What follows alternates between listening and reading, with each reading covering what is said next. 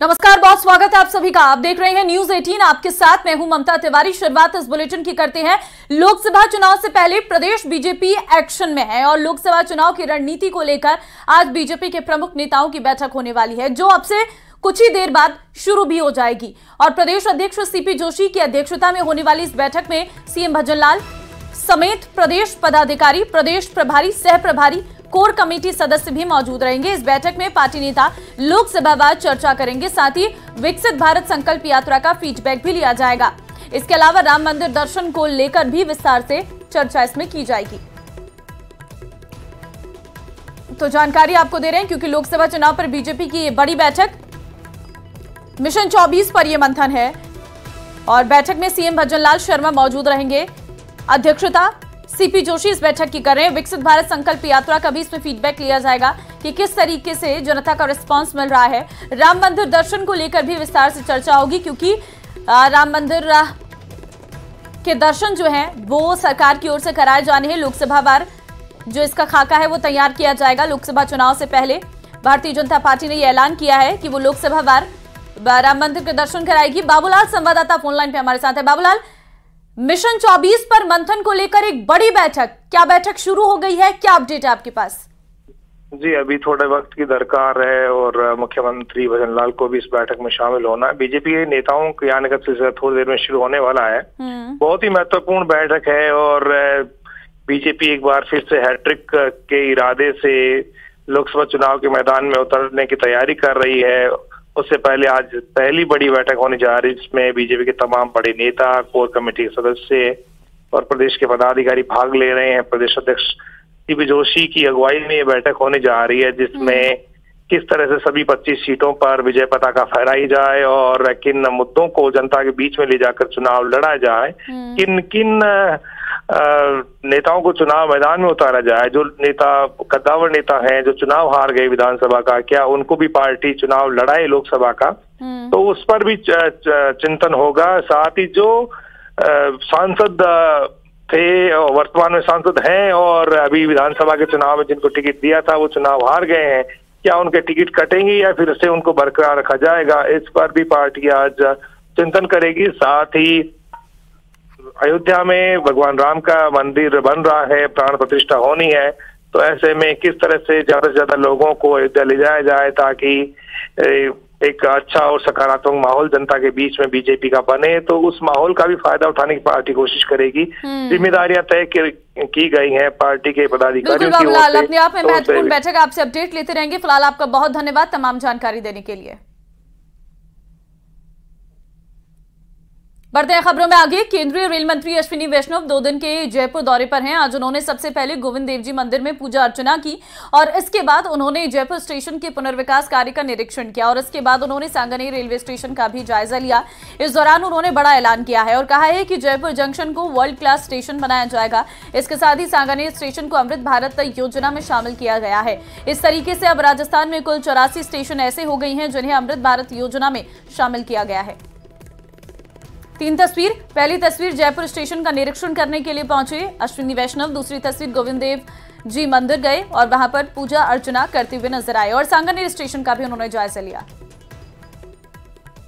माननीय प्रधानमंत्री श्री नरेंद्र मोदी जी के विजन में रेलवे और रेलवे स्टेशनों को एक तरीके से पूरी तरह से कायाकल्प किया जा रहा है।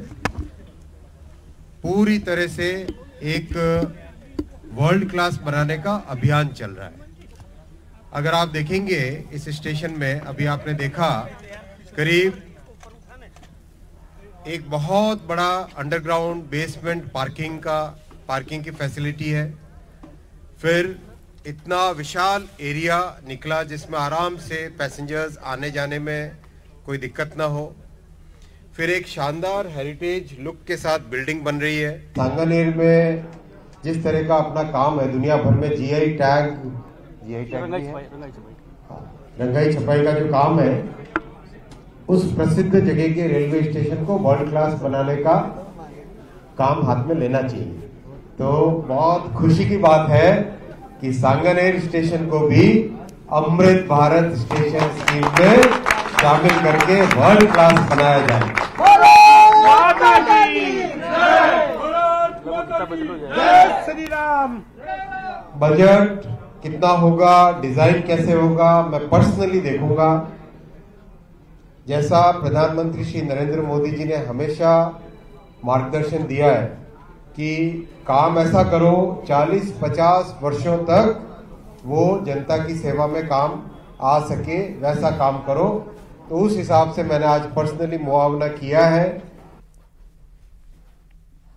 आगे बढ़ते हैं। टोंक के सुरेली गांव स्टेशन पर जोधपुर भोपाल ट्रेन का ठहराव फिर से शुरू हुआ है। सांसद सुखबीर सिंह जौनापुरिया जो है जिला प्रमुख सरोज बंसल और रेलवे अधिकारियों ने हरी झंडी दिखाकर ट्रेन को रवाना किया है। कोरोना काल में ट्रेन का ठहराव बंद होने के बाद से ग्रामीणों की मांग पर सांसद प्रयासरत थे और अब ट्रेन सुबह और शाम सुरेली रेलवे स्टेशन पर रुकेगी, जिसका फायदा आसपास के ग्रामीणों को मिलेगा। ग्रामीणों ने सांसद से रेलवे स्टेशन पर सुविधाएं बढ़ाने की भी मांग रखी है। सवाई माधोपुर से जयपुर तक इंजन बदलना पड़ता था,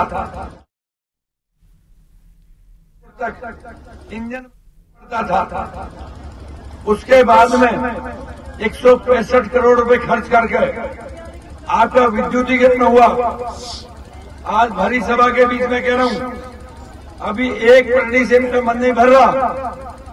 आपके 1400 करोड़ रुपए खर्च करके आपका दोहरीकरण करा रहा हूं, ताकि जब डबल लाइन हो जाएगी तो एक जोधपुर भोपाल से मेरा पेट नहीं भरता, कम से कम और 4 रेल रुकेंगी, तब मेरे क्षेत्र की शान बढ़ेगी। और बीजेपी ने राम मंदिर की प्राण प्रतिष्ठा कार्यक्रम में कांग्रेस की गैर मौजूदगी के फैसले की कड़ी निंदा की है। केंद्रीय मंत्री कैलाश चौधरी, संसदीय कार्य मंत्री जोगाराम पटेल और पूर्व विधायक मदन राठौर ने कांग्रेस पर निशाना साधा और कहा कि कांग्रेस की कभी भी भगवान राम में आस्था नहीं रही। कांग्रेस राम सेतु को भी काल्पनिक बता चुकी है।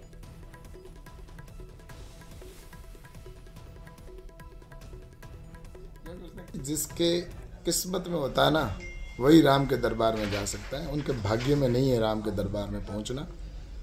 और निश्चित रूप से ये एक निम्नता है पॉलिटिक्स की कि भगवान श्री राम हम सब के आराध्य देव है, और उसके अंदर इस तरह की पॉलिटिक्स करना मुझे लगता है कि इनके पतन का ये कारण बनेगा आने वाले समय के अंदर। वैसे भी इनको भगवान राम में विश्वास था नहीं, क्योंकि इन्होंने भगवान राम को काल्पनिक बताया था।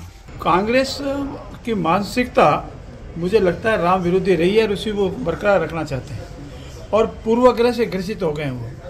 देखो, हार जीत प्रजातंत्र में होती रहती है और वो अपनी हार को भी पचा नहीं पा रहे हैं। इसीलिए वो एक ऐसे अहम मुद्दे पर जो सबसे आस्था से जुड़ा हुआ है, खाली भारत का नहीं, अंतर्राष्ट्रीय स्थिति आस्था से जुड़ा हुआ विषय, उसमें स्वेच्छा से आना चाहिए, भाग लेना चाहिए। राम जी के कोई विषय किसी राजनीतिक दल का नहीं है, वो तो आस्था से जुड़े सभी विषयों का और किसी धर्म से भी जुड़ा हुआ नहीं। कपिल सिब्बल ने स्वयं ने एक स्टेटमेंट दिया था, वो जब कांग्रेस का प्रवक्ता भी था और एडवोकेट भी कांग्रेस की तरफ से एडवोकेसी कर रहा था, उसने भी और एफिडेविट दिया कि राम सेतु नहीं था, ये काल्पनिक है और राम तो हुए ही नहीं। इन्हें कांग्रेस कभी भी राम में विश्वास नहीं करती। मैं सोचता हूँ कि कांग्रेस ने जो निर्णय किया ये आत्मघाती कदम है, अपने पैरों पर कुल्हाड़ी मारने का काम किया है उन्होंने। है जहां लोकसभा की तर्ज पर अब राजस्थान विधानसभा में भी सत्र शुरू होने से पहले सर्वदलीय बैठक होगी। 16 जनवरी को विधानसभा में सभी राजनीतिक दलों के नेताओं की बैठक बुलाई गई है। संसदीय कार्य मंत्री जोगाराम पटेल ने कहा है कि राजस्थान विधानसभा में ये परंपरा सदन को सुचारू रूप से चलाने और विपक्ष को भी साथ लेकर चलने के लिहाज से महत्वपूर्ण है। बैठक में सत्र के दौरान सार्थक मुद्दों पर बहस समेत विभिन्न विषयों पर बातचीत होगी।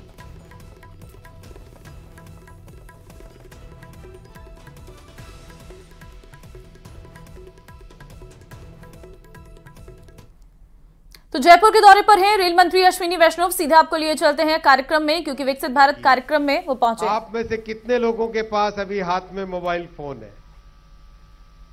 है मोबाइल फोन?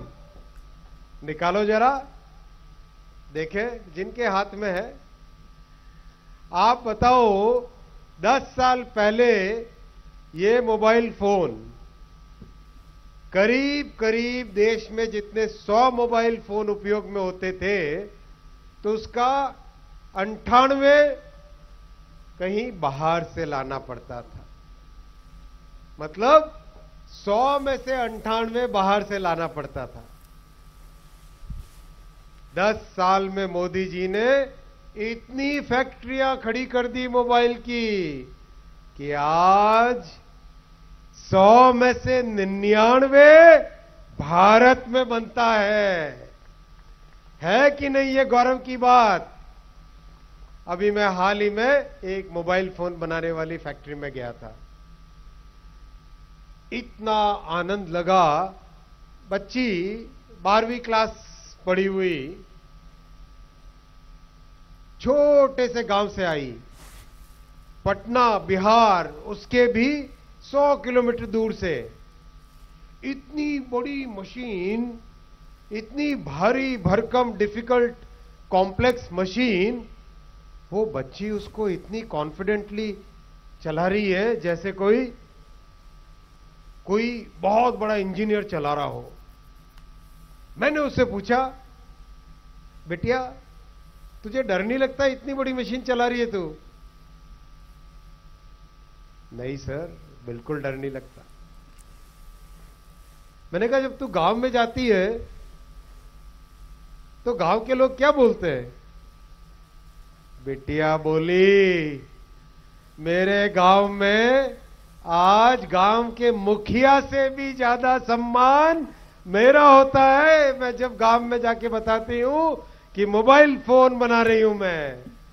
ये है साथियों नया भारत, ये है वो जज्बा जिस जज्बे के साथ नौजवानों आपका भविष्य गढ़ा जा रहा है। अभी हाल ही में जब लाल किले की प्राचीर से मोदी जी भाषण दे रहे थे तो जो 21 तोपों की सलामी हुई, वो तोपें भी पहले बाहर से लाई जाती थी, अब मोदी जी उसको भी भारत में बना रहे हैं। एक एक करके करीब करीब हर चीज में। अभी आपने एक फोटो देखा होगा मोदी जी का, एरोप्लेन के अंदर बैठ के जा रहे हैं, देखा था? तेजस देखा तेजस का फोटो। वो तेजस भी मेड इन इंडिया है, वो तेजस भी मेड इन इंडिया है। एक तरीके से हर क्षेत्र।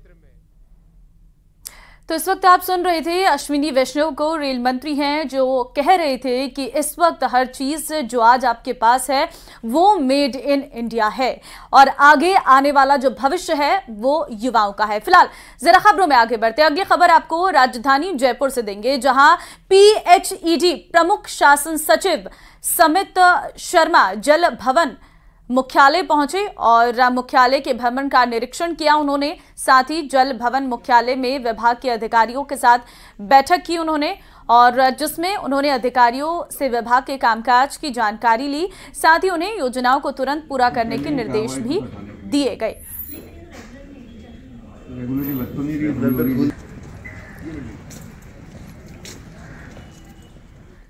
चलिए एक बड़ी खबर झुंझुनू से इस वक्त निकलकर सामने आ रही है, जहां पर श्री अन्नपूर्णा रसोई से युवती का अपहरण। शहर के रीको स्थित श्री अन्नपूर्णा रसोई की यह घटना है। सीकर निवासी युवती रहती थी रसोई में काम के लिए। बोलेरो सवार कुछ युवक आते हैं और रसोई से अपहरण कर देते हैं युवती का। दूसरी महिला कार्मिक पर भी लाठी से हमला किया जाता है। केसरीपुरा गांव के बताए जा रहे हैं ये आरोपी। तो बड़ी खबर है, श्री अन्नपूर्णा रसोई से युवती का अपहरण का ये पूरा मामला है, जहां पर ये आरोपी बताए जा रहे हैं केसरीपुरा गांव के बोलेरो में सवार होकर आते हैं और युवती का अपहरण कर ले जाते हैं। वहां पर एक और महिला कार्मिक होते हैं। कृष्ण संवाददाता इस वक्त ऑनलाइन पे हमारे साथ है। कृष्ण, खबर निकलकर सामने आ रही है कि श्री अन्नपूर्णा रसोई से युवती का अपहरण हुआ है।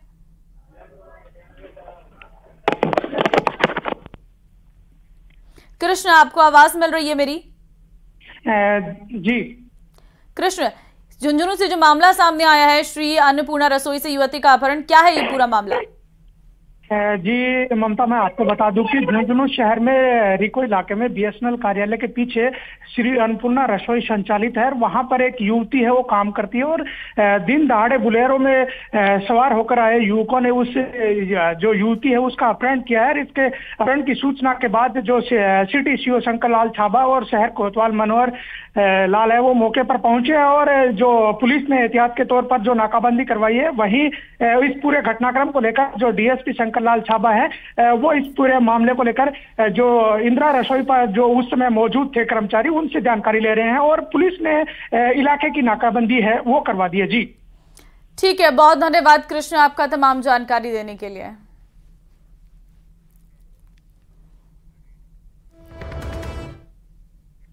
और अगली खबर जोधपुर से है, जहां दिन दहाड़े तलवारबाजी का एक वीडियो सामने आया है। दो पड़ोसियों के बीच आपसी कहासुनी को लेकर विवाद में तलवार से हाथ काटने का यह मामला सामने आया। इस घटना में एक युवक गंभीर रूप से घायल हो गया। फिलहाल पुलिस पूरे मामले की जांच में जुटी हुई है। तलवारबाजी की ये पूरी घटना तस्वीरें हम आपको दिखा रहे हैं। आपसी कहासुनी में तलवारें चल गई और इस दौरान पुलिस मौके पर पहुंची है। दिन दहाड़ी तलवारबाजी की ये घटना, दो पड़ोसियों में आपसी कहासुनी में ये तलवारें चली हैं।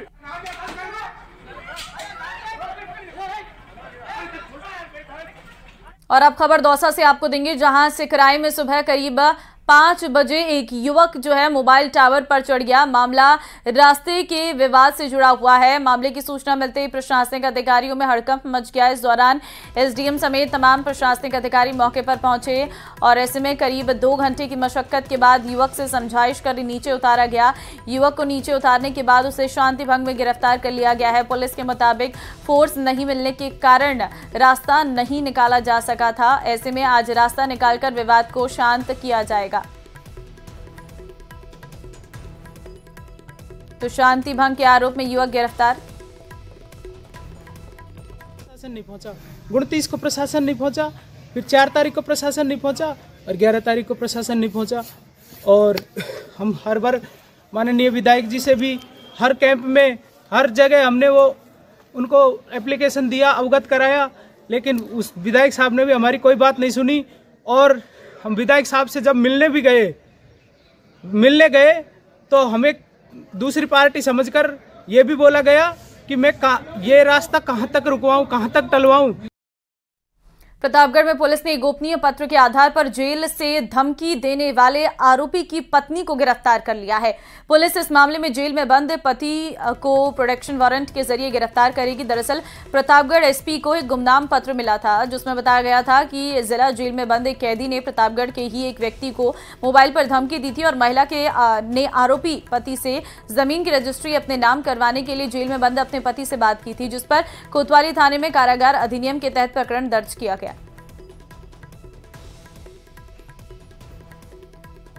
भरतपुर के रूपासाना इलाके में खनिज विभाग द्वारा दिए गए रॉयल्टी नाके में खनन माफिया ट्रैक्टर ट्रॉली में पत्थर भरकर ले जा रहे थे। रॉयल्टी कर्मचारियों के रॉयल्टी मांगने पर विवाद हो गया और खनन माफिया ने रॉयल्टी नाके में आग लगा दी, जिससे उसमें रखा लाखों का जो सामान है वो जलकर राख हो गया और खनिज विभाग से संबंधित कागजात सहित कर्मचारियों के खाने पीने का सामान जल गया। जिसके बाद रॉयल्टी कर्मचारियों ने पुलिस को सूचना दी, लेकिन तब तक खनन माफिया फरार हो गए थे। फिलहाल हालांकि पुलिस रिपोर्ट के आधार पर जांच कर रही है।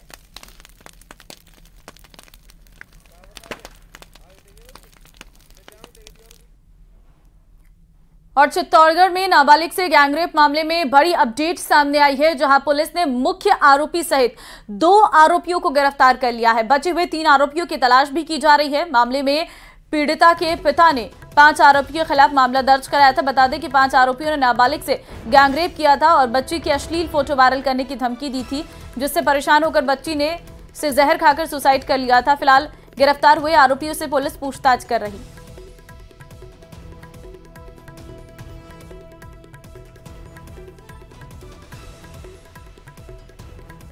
खबर उदयपुर से है, जहां पर झील में शव मिलने से सनसनी फैल गई है। स्वरूप सागर झील में यह शव मिला है। शव मिलने से इलाके में फैली सनसनी। लोगों ने दी पुलिस को सूचना। पुलिस ने शव को निकाला बाहर। शव को मोर्चरी में रखवाया गया है। तो ये खबर सामने आई है, झील में शव मिलने से सनसनी। लोगों ने पुलिस को इस पूरे मामले की सूचना जो है वो दी है। शव मिलने से इलाके में सनसनी। उदयपुर से खबर आपको दे रहे हैं, लोगों ने पुलिस को दी सूचना।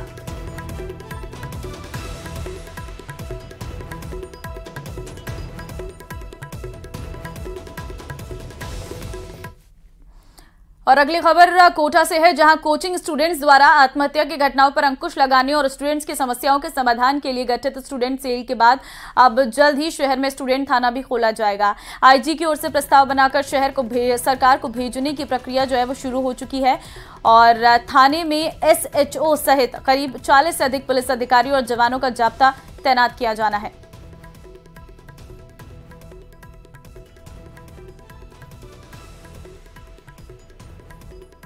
सेल का जो गठन हुआ है, भविष्य में हम एक स्टूडेंट थाने की भी परिकल्पना कर रहे हैं। अब चूंकि आपको पता है कि थाना राज्य सरकार की स्वीकृति से ही खुलता है, तो श्रीमान के स्तर पे, मुख्यालय स्तर पे भी प्रस्ताव बन के सरकार तक जाएगा, बात होगी, यदि वो फलीभूत हो। अजमेर के ब्यावर रोड स्थित फल सब्जी मंडी में सड़क की दुर्दशा और प्लेटफॉर्म खराब होने के चलते मंडी के व्यापारियों के साथ ही टेम्पो चालक ने प्रदर्शन किया।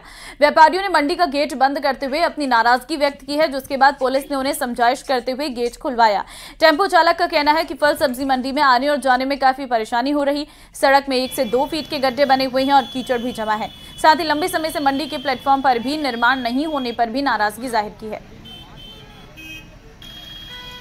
कह रहे हैं कि भाई मंडी समिति रोड नहीं बना रखी है, रोड वास्तव में खंडित भी हो रखी थी। तो अपन ने क्या प्रस्ताव गवर्नमेंट को भेज रखा था। मंडी समिति की आर्थिक स्थिति बिल्कुल कमजोर है, क्योंकि मंडी शुल्क लगे है नहीं मंडी समिति पे। तो इस कारण से मंडी की आमदनी खत्म हो चुकी। जो कृषक शुल्क मिलता है वो राज्य सरकार कृषि विपणन बोर्ड के पास जाता है, मंडी के पास 1 रुपया भी नहीं है। हमने अभी लोन लेकर भी कोशिश करी थी कि भाई कैसे भी मंडी की रोड बन जाए, ये रोड खंडित हो रखी है। डीडवाना नगर परिषद में भ्रष्टाचार और पट्टों की पत्रावलियां गायब होने का मामला गरमाया हुआ है। इस पर डीडवाना के निर्दलीय विधायक यूनुस खान का बड़ा बयान सामने आया है। यूनुस खान ने कहा है कि 14 पत्रावलियों के गायब होने के मामले की निष्पक्ष जांच कराई जाए और जो भी दोषी है उसके खिलाफ सख्त कार्रवाई कराई जाए। साथ ही नगर परिषद के पूरे कार्यकाल में हुए पट्टू और टेंडरों के काम की जाँच हो।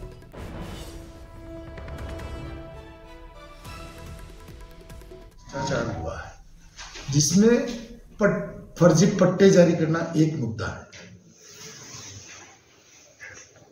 टेंडर में गड़बड़ चला, आवंटन में गड़बड़ चला, बजट में हेराफेरी, इन सब विषयों की नगर परिषद की जो पुराना हमारा नगर पालिका था जिला बनने से पहले, इस कार्यकाल की पूरी जांच होनी चाहिए। मेरी तो ये मानना है और जांच सरकार करवाएगी, क्योंकि हम तथ्यों के साथ पिछले 5 वर्षों में जिस तरीके से सड़क निर्माण से लेकर बिजली का काम, साफ सफाई का काम, पट्टों के आवंटन का काम, पट्टों के जारी करने का काम, ये सब हुए।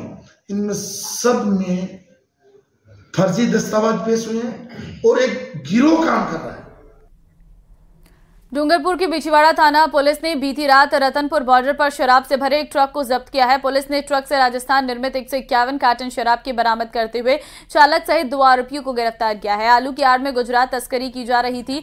जब्त शराब की कीमत जो है करीब 9 लाख रुपए बताई जा रही है। बिछवाड़ा थाना प्रभारी ने बताया है कि मुखबिर के जरिए रतनपुर बॉर्डर होकर गुजरात में शराब तस्करी की सूचना मिली थी। थाना अधिकारी मदन लाल ने बताया है कि जब्त शराब की कीमत करीब 9 लाख रुपए है।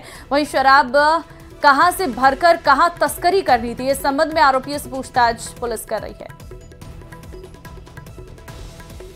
आड़ में एक गुप्त केबिन उस ट्रक के अंदर बनाई हुई थी, जिसके अंदर राजस्थान पासिंग शराब भरी हुई थी, जिस बाबत चालक और सहचालक को वैध अनुज्ञा पत्र होने बाबत पूछा तो नहीं होना बताया, जो कि राजस्थान आबकारी अधिनियम के तहत अपराध प्रमाणित पाए जाने से ट्रक की गुप्त केबिन में भरी हुई शराब को बाहर निकाल चेक किया, गिनती की गई तो 151 कार्टून अंग्रेजी शराब के राजस्थान निर्मित विभिन्न ब्रांड के पाए गए, जिन्हें जब्त किया गया।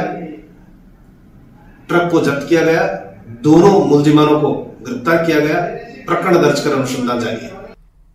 बीकानेर से बड़ी खबर देंगे। धरने पर बैठे पार्षद नगर निगम आयुक्त के चैम्बर के बाहर ही धरना दिया है। सीवर लाइन समस्या के समाधान की मांग, आयुक्त से जल्द समस्या सुधारने की मांग जो है की गई है। तो धरने पर पार्षद बैठे हैं, सीवर लाइन समस्या के समाधान की जो मांग है वो की जा रही है। बड़ी खबर आपको दे रहे हैं, आयुक्त से जल्द समस्या सुधारने की मांग की गई है। बीकानेर से यह खबर है, नगर निगम आयुक्त के चैम्बर के बाहर जो है धरने पर बैठे हैं पार्षद। सीवर लाइन के चलते ये दिक्कतें जो लोगों को आ रही हैं उसी को लेकर ये प्रदर्शन किया जा रहा है। सीवर लाइन समस्या के समाधान की मांग